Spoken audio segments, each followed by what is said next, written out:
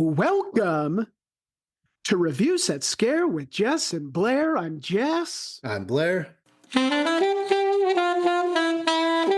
Blair, how are you? I'm doing good, man. How you doing? I am doing very well. It is the end of March. We made it through is. March. Yes, sir. And this is officially our very first bonus episode of the year, not including selection shows. That's pretty wild. That is wild, yeah. We have to do better. Yeah, it's 3 months in now, almost We've been a 4. little busy. Yeah. But that being said, we are reviewing a movie that we've been talking about for a long time. Yeah. We saw the first one in theaters a while back in 2023 and had a great time in theaters watching that movie. Yeah. And after a second one was announced, we knew we had to see it in theaters. It was a 3-night event. We went night 1. This week's bonus episode, we will be chatting about Winnie the Pooh, Blood and Honey 2. Yay. Runtime on this one, 1 hour, 40 minutes. Blairski, initial thoughts on the runtime? It's fine. It's a good runtime. Yeah, traditionally, that is a runtime in the sweet spot. We'll get into it in likes and dislikes, I'm sure. Fun facts, our bonus episodes are a little bit different. Yeah. So we won't do our usual segments that we love so much. We'll do likes and dislikes. That's pretty much it. But I do want to chat about one fun fact because you had brought this up. Okay. You had leaned over to me at one part in the movie and said, "Is that a new actor playing Christopher Robin?" And I said, "Nope, that's the same guy." It is, in fact, a different person. I thought so. I thought he looked a little different to me. Looked a little different. I thought he sounded pretty similar, but It is, in fact, I forgot to write down the name of the original actor who played Christopher Robin, but the guy who's in this newest addition to the franchise named is Scott Chambers. We'll chat about him a bit later. But yeah, Christopher Robin was recast for this movie. And Christopher Robin was fine. Yeah, he was good. He was actually pretty good. Yeah. Let's chat about the rest of the fine folks who worked on this film, shall we? Yes, do it. This one directed by Rhys Frake Waterfield, also directed 2023's Winnie the Pooh, Blood and Honey, 2023 Sky Monster, and 2023 Firenado. Pretty big 2023 for him. Yeah, he's also got a lot in the work as far as producing, writing, for this brand new franchise. Fairy tale horror, I would classify it as. Something like that. I just want to bring storybook horror. Yeah, I just want to bring something up I read this morning, actually. Winnie the Pooh, Blood and Honey 3 has already been confirmed. Not surprised. No, not surprised at all. They're building an entire franchise around those characters, as well as Pinocchio, Peter Pan, Captain Hook, Tinkerbell, Jiminy Cricket, who they're just referring to as Cricket. Bambi, but it's going to be a Bambi. Yeah, absolutely. It's going to be an entire franchise. So interesting to see what they do. But directed by Rhys Frake Waterfield, also written by Rhys Frake Waterfield. He is writing the upcoming Peter Pan's Neverland Nightmare. Also written by Matt Leslie, also wrote 2018 Summer of 84, and is writing the upcoming movie Don't Open the Door, which sounds very much like a Grindhouse trailer. Yeah, yeah, it does. Don't go in the basement. Yeah. This one starring, as we already mentioned, Scott Chambers as Christopher Robin, also starred in 2022's Bingo Queens, 2023's Megalodon the Frenzy, and 2023's Dr. Jekyll. He was actually a producer on the first Winnie the Pooh, Blood and Honey. Oh, okay. And I believe is going to be a producer in Bambi the Reckoning, Peter Pan's Neverland Nightmare, a bunch of these movies in this universe. This one also starring Tallulah Evans as Lexi, also starred in 3 episodes of the TV show White Lines, 2 episodes of The Full Monty, and in 2021's On Islands West. This one also starring Ryan Oliva as Winnie the Pooh, Louis Santer as Tigger, Marcus Massey as Owl, and Eddie McKenzie as Piglet. Now, he's listed as just the voice of Piglet, but I couldn't find any listing for the actor who was the physical presence of Piglet. So we'll just mark it down as Eddie McKenzie. Synopsis for Winnie the Pooh, Blood and Honey 2, courtesy of our dear friends at IMDb. Not wanting to live in the shadows any longer, Winnie the Pooh, Piglet, Owl, and Tigger take their fight to the town of Ashdown, leaving a bloody trail of death and mayhem in their wake. Boy, did they ever. Yeah, they did. Not so much Piglet, though. No, and that is something we'll bring it up right away here in likes and dislikes. We'll chat about Piglet in this movie or not in this movie. Excuse me. But before we do that, let's jump into one of the few segments we will be covering today, Kill Count. Kill Count. The time of the show we count the kills. Now, Blairski, I know that you don't have a kill count for this one, but I think it's a good segue into our next segment, likes and dislikes. But let's quickly talk about a kill count or lack thereof. Now, is there a reason we couldn't find an exact number? There is just way too many. There's bodies everywhere, especially the end of the movie. Yeah. It is just bodies everywhere, man. There's no way to count that. Yeah, these are Piranha 3D numbers for sure. Let's segue into likes and dislikes. Likes, dislikes, likes, dislikes, and everything in between.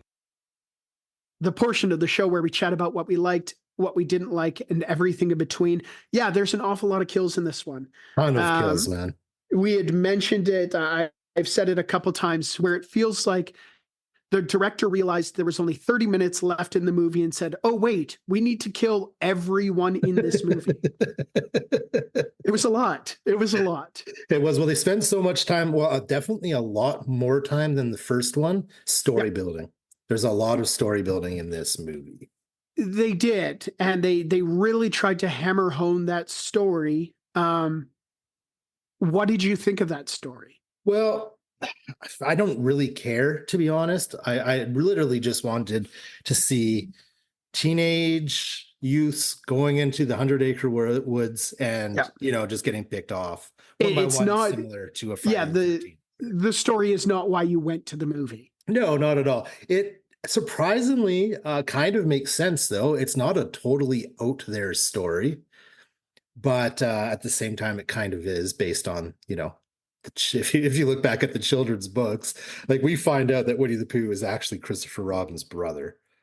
Spoiler alert. I honestly, I did not care for the story, but honestly, I feel like if they had mentioned any of that in the first part, in Winnie the Pooh, Blood and Honey, the part 1, it would have made a whole lot more sense. But all of a sudden you have, which I don't remember from the first movie, but it's like all of a sudden you have all this stuff where Christopher Robin is seen a psychiatrist who's helping him look into trauma he suffered as a youth, where his brother was abducted. And it's like, wait a minute, they didn't mention any of this in the first movie. Not that I can remember. Well, that's the thing. In the first movie, they hardly really had any storyline, to be honest with you. Yeah. It just seemed like such a big missing piece of the puzzle that they all of a sudden were just like, oh, remember when Christopher Robin's brother got abducted? And it's like, wait, what? The story was very out there. But like you said, we didn't go to this movie for the story. No, and it was kind of predictable. The second that they said his brother was abducted as a child, you know. Yeah, it has to do with science and a mad scientist and it's a lot. Back to the kills. I thought they were very gory, very over the top. Yeah. Exactly what we were hoping for. I did feel like a lot of the kills were maybe a little bit repetitive. Yeah, kind of repetitive. Tigger kills most his victims the exact same way. Yeah. A lot of the kills are repetitive using the same methods. Still quite gory. But yeah, that being said, it is an absolute bloodbath. There's a scene towards the end that takes place at a rave, and it makes you never want to go out again. Yeah, because no one survives. It is quite insane. And I think it's just the two of them, Tigger and Pooh, that just take out that entire rave. It is a wild scene, man. They go to town. Now, obviously, this movie had a little bit of a bigger budget, or maybe a huge budget compared to the first part of the franchise. So we did see some updates with the costumes for Pooh and even Piglet. What did you think of the costumes in this one? I love them. Okay, so I liked Pooh's a lot better than the first film. Yep. I like Piglet's a little better in the first film because he had the big tusks. He did not have Yeah. those in this No movie. tusks. Yeah.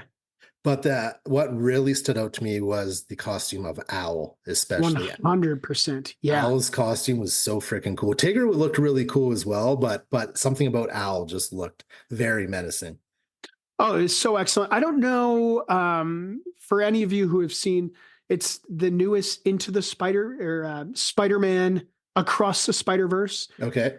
There's a scene earlier on in the movie where Spider-Man is fighting the Vulture, but the Vulture is like Renaissance era Vulture.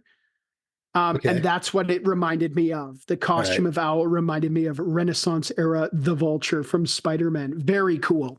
I haven't seen him, but his face, especially with his like big beak of a nose, it reminded me of Danny DeVito's Penguin.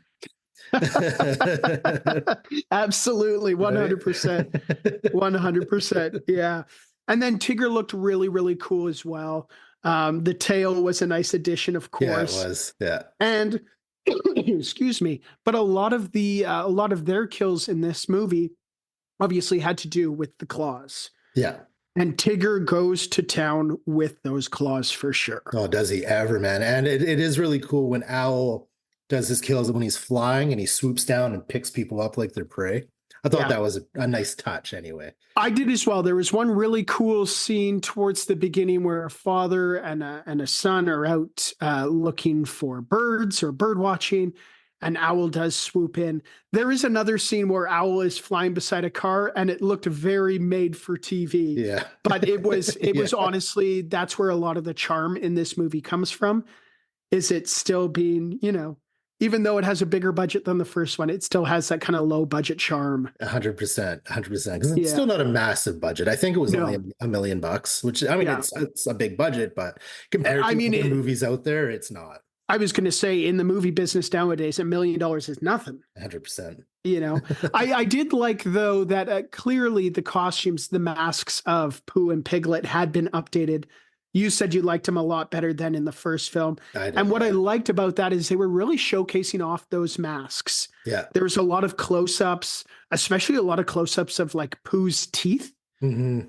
And it just looked, eyes too. And his eyes, and it looked fantastic. There was a lot of close-ups of Owl. I wish there was a lot more close-ups of Tigger. I felt like we didn't get a whole lot of Tigger. It kind of happened towards the end with the massacre at the rave.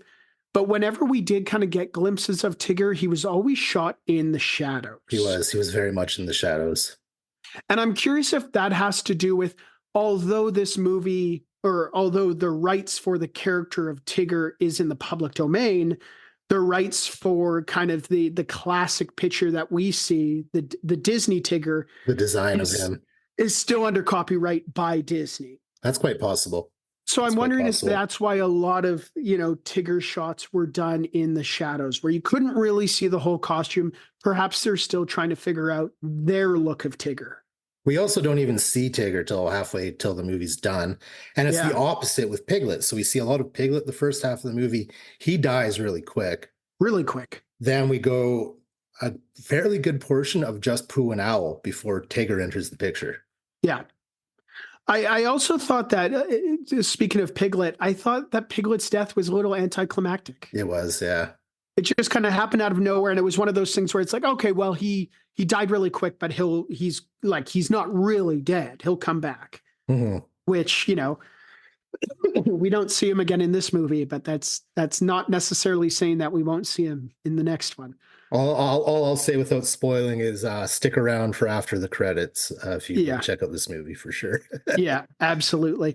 This one, what was I just going to say? I thought the death of Piglet was anticlimactic. I thought the ending also came out of nowhere. Yeah, it did. Where it was just like, we have this giant massacre and let's speed everything up so we can run the credits. Yeah. Which is just like very indicative. Like, we know, obviously now, I know that you had mentioned it before we got into likes and dislikes, that there is going to be a third installment in this movie, which It's a no-brainer. The first one did really, really well. The second one, reviews-wise, is doing really, really well. I don't know how well they're doing for money, but clearly they were already setting it up for a third film, no matter how well it did. Yeah. Yeah. I mean, you can look at it how you want. At the end of the day, it's still a fun movie. This one did drag out. I want them to cut that storyline, that plot in half a little bit and just give us some more spaced out kills instead of all of them happening at the beginning and the end. You know what I mean? It was too much. The story was too much. And like at the end of the day, we went in to see your stereotypical slasher movie. Yeah. And then they maybe went too far with the story where it was just like, we don't actually care because the story itself isn't the greatest story. I mean, it is a story nonetheless, but Yeah. like there was no nods to it in the first story, which really bothered me, or the first movie, which really bothered me in the second when they've spent so much time on it. Yeah. It's like it would have been fine if you would have even mentioned it once, even in passing in the first movie. Yeah. But I don't remember them doing that. I do like the cartoon beginning, animation beginning, where they kind of do update you on what's happened between the two movies. I'd really enjoyed that. The animation, the drawings were fantastic as well. I'm actually surprised it took us that long to get to the intros because we love our intros so Yeah, I much. know. And I think that's something I know it's something that we brought up when reviewing the first movie. Yeah. Was the intro is just so excellent. Yeah. Yeah. The intro was really good in this movie. Just that total storybook feel. Hey. Yeah. Yeah. I loved it. It was dark. It was like you were saying, it got you completely caught up to where you are in the timeline because I believe the movie takes place 5 years after the first one. Is it that long? I know it's afterwards, but I didn't realize how long it was. I could have sworn I read that it was 5 years later. Okay. Yeah. Yeah. But I agree. I thought the intro was excellent. One of the best parts of the movie, if not for all of these ridiculous over the top kills. Yeah. Yeah. No kidding. Like we were saying, it's a slasher movie through and through. It is. One more thing that really bothered me, and I don't think I've ever complained about this in any of the movies that we reviewed. I thought the sound mixing was a little weird in this one. It was a little off. Yeah. I didn't notice it too much. Like it didn't take me out of it, but yeah, it was a little bit. I honestly, I'm starting to chalk up a lot of these, like, oh, I can't hear, to my years of just like standing next to speakers at punk rock shows. But I could not, anytime Owl was on screen, I could not hear what they were saying. Owl was tough to understand the dialogue. Tigger a little bit too. Yeah. And it's like awesome. They have these voices that sound really, really menacing. The sound of it is really menacing, but you can't actually make out any of the dialogue that they're saying. But the dialogue I could make out, I did love. They threw in a lot of one-liners to throw back to the show. Like when Tigger's killing those cops and one of the cops says, "Let's bounce." And Tigger goes, "That's my line." Yeah. Really excellent. That was one of the few parts in the movie that got like a big laugh from the whole audience. Yeah. Yeah. I love lines like that. Yeah. And then at the end when Pooh goes, "Oh, bother." Oh, bother. Yeah. Yeah.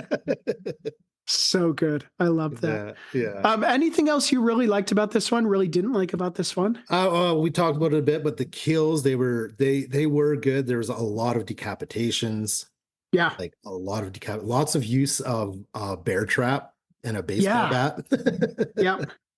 And I mean, along with that, the makeup looked really good. The blood, I mean, it was everywhere. Awesome. I thought it was great. I feel like that's where a majority of the budget probably went to, is practical effects. Makeup, practical effects, which is like, it always does it for us. Makeup and practical effects, we love it. Yeah, 100%.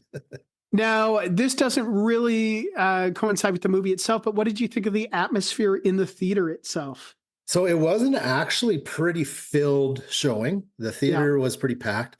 It wasn't as wild as it was the first time we saw the first movie. Yeah. It was fairly quiet. As you said, we did get a few laughs from some of the one-liners, but for the most part, it was a fairly quiet theater. Although I didn't see anyone walk out, though. Everyone seemed into it, just not, Nobody walked out. And if they did, I would get that feeling. It's like, what are you doing? Did you not know what you were getting into? Yeah, right. I thought the atmosphere in the theater was a little bit boring. Yeah. I mean, one of the things that we loved so much about the first film was the atmosphere that we saw it in. The crowd was great. Everyone was having a great time, laughing in unison, Yeah. chatting throughout. Like, it was just such a great environment. And this one was really a movie going audience. It was quiet. It was respectful, which is fine for any movie, but something like this where Yeah, it's like, 100%. no, let's all laugh together. Let's all get it. But Especially when it's only a 3-day event, yeah, It's yeah. only showing in theaters for that amount of time. Enjoy yourself, right?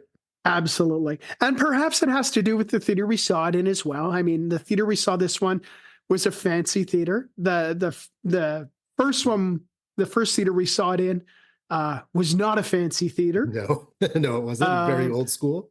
It was definitely a theater that you would expect, people to chat and laugh throughout the movie with. But Yeah. nonetheless, it was still fun to go and see it.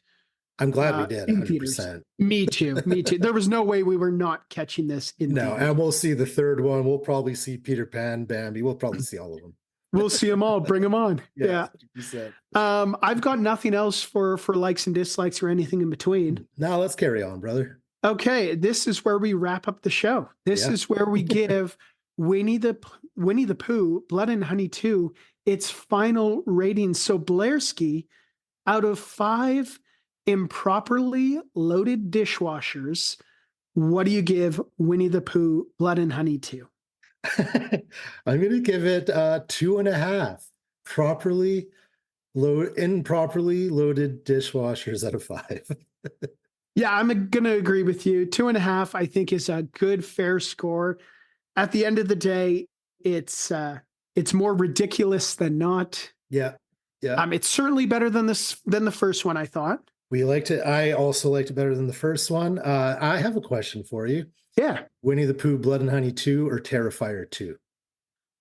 Winnie the Pooh. That's the thing. This is my hot take, and it's my hot take, and I will go to the grave with this hot take.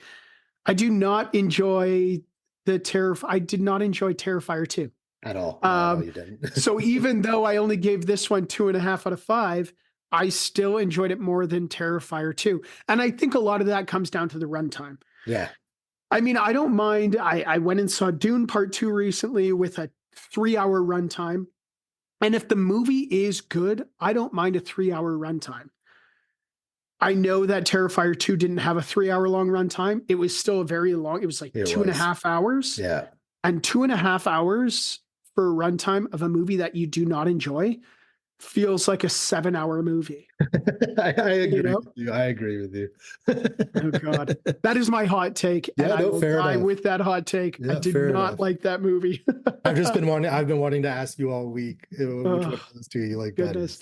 That being said, Blair and I will be in theaters to go and see Terrifier 3. Yes, we will. Which will be out this October 25th, I believe. Yeah.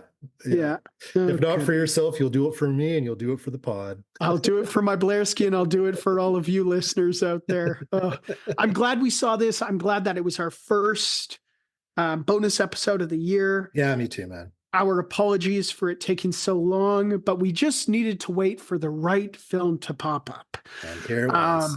We are planning on going to see another one potentially this week. Yeah. That might be a really fun bonus episode, possibly with guests. Yeah. That could be a really fun bonus episode that we'll discuss and decide on later this week. But until then, this has been Review Set Scare with Jess and Blair. I'm Jess. I'm Blair. Remember to stay scary. And eat every sandwich. Bye. Bye. Thank you for listening to Review Set Scare. Make sure you check out our Linktree at linktree/reviewsetscare. That's linktr.ee/reviewsetscare, which has links to our Instagram, YouTube, Patreon, Twitch, and many other things. If you'd like to email us, you can reach us at reviewsetscare@gmail.com. Thanks for listening, and remember to stay scary and eat every sandwich. A proud member of Pod Nation TV.